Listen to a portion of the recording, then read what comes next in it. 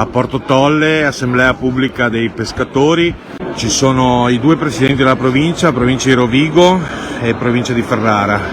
Signori, la situazione per il comparto della pesca è difficile, secondo i pescatori è drammatica.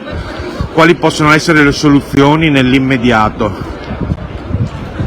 Certamente siamo vicini e abbiamo la stessa apprensione che hanno tutti gli operatori del mondo della pesca e della moluschicoltura.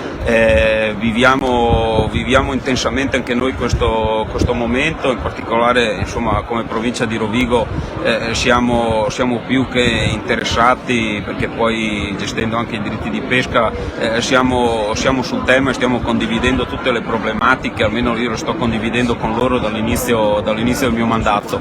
È chiaro che questa fase è molto problematica e noi in questo senso ci teniamo a manifestare la nostra vicinanza a tutto il comparto, perché ovviamente non è solo una questione, non è solo tanto una questione economica, lo è e lo diventerà anche dal punto di vista sociale molto problematica, oltre che occupazionale ma anche ambientale. Quindi ci teniamo a manifestare insomma, questa nostra vicinanza, per quello che c'è possibile al momento attuale stiamo esplorando tutte le possibilità per venire incontro agli operatori.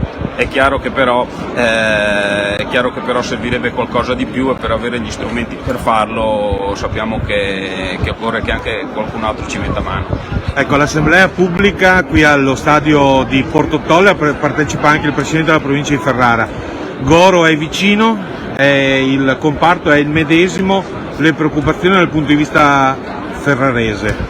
Anche la provincia di Ferrara subisce il grido di dolore degli pescatori di Goro, ma anche di tutta la marineria di Comacchio e quindi anche della vicina Veneto.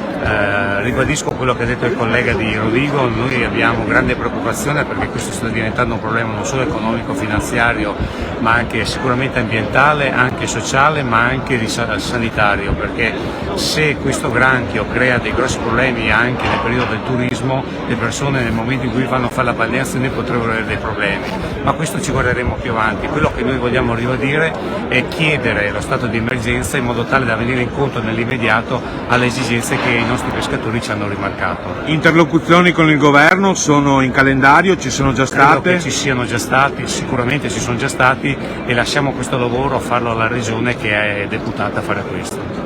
Grazie, buon lavoro.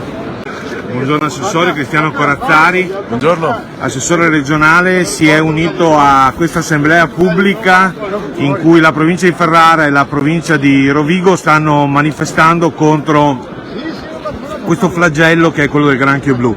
Si parlava di aiuti del governo e di demandare le interlocuzioni con il governo alla Regione. Che cosa sta facendo la Regione? Intanto voglio sottolineare come Veneto ed Emilia Romagna stiano da tempo lavorando assieme su vari temi, compreso questa emergenza drammatica, perché abbiamo un distretto dell'Alto Adriatico coordinato proprio dal Veneto che riunisce tutte le regioni della nostra area adriatica, quindi Veneto, Emilia Romagna e Friuli Venezia Giulia. Siamo stati i primi ancora nel luglio dell'anno scorso a sollevare il tema di questa gravissima emergenza, di questa tragedia per il mondo della pesca, e quello che chiediamo con grande forza è prima di tutto di avere un ruolo importante nella gestione, ma non è mai mancata la collaborazione da parte del governo, ma quello che sarebbe molto importante oggi è che a livello nazionale ci si rendesse conto di come questa sia una vera e propria emergenza, una vera e propria calamità nazionale, e venisse dichiarato uno stato che poi permettesse di accedere a tutta una serie di situazioni straordinarie come ammortizzatori sociali, blocco dei mutui,